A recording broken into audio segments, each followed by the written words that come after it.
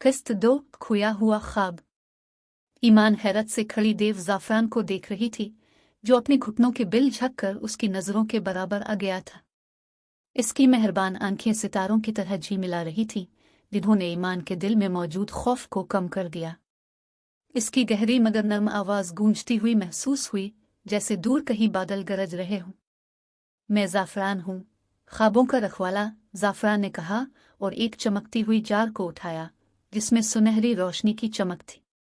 मैं ख्वाबों को इकट्ठा करता हूँ और उन्हें लोगों के सोने के दौरान उन तक पहुँचाता हूँ। लेकिन एक बड़ा मसला हो गया है। ईमान की तजस्सुस भरी आंखों ने चमकना शुरू किया। वो करीब आई और अपनी नोटबुक को मजबूती से थामते हुए बोली, क्या हुआ? ज़ाफ़रान ने गहरी सांस ली और उसके चौड़े कंधे नीचे झुक गए। एक बहुत खास ख्वाब चोरी हो गया है। यह ख्वाब दुनिया में उम्मीद फैलाने की ताकत रखता है और उसके बगैर कई दिलों में अंधेरा छा जाएगा। ईमान की आंखें हैरत से बड़ी हो गई। कौन ख्वाब चुराता है?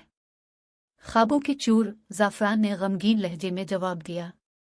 ये सायों में छुपे रहते हैं और सबसे रोशन और ताकतवर ख्वाबों को अपनी हवस के लिए चरा लेते हैं। अगर हमने जल्दी ना की तो ये ख्वाब हमेशा के लिए ख़त्म हो सकता है। ईमान के अंदर अज़्म की एक लहर उठी।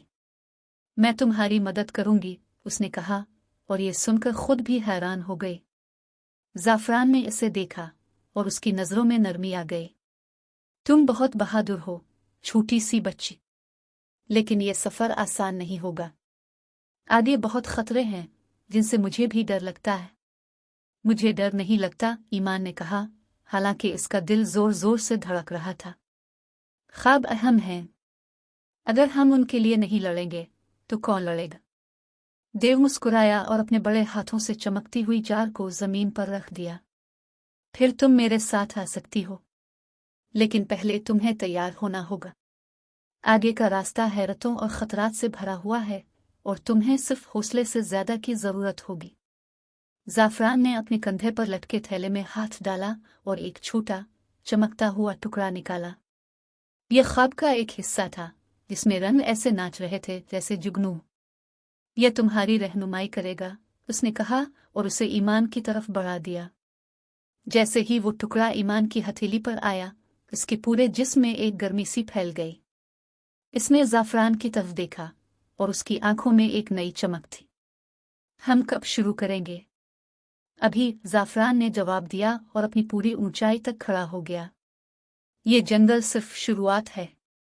इसके पार एक ऐसी दुनिया है जो तुमने कभी नहीं देखी होगी। और उसके साथ ही दोनों रात के अंधेरे में चल पड़े। उनके साए ख्वाब के टुकड़े की रोशनी में चमक रहे थे। जंगल की सरगोशियां जैसे उनके सफ़र की अहमियत को जानती थीं।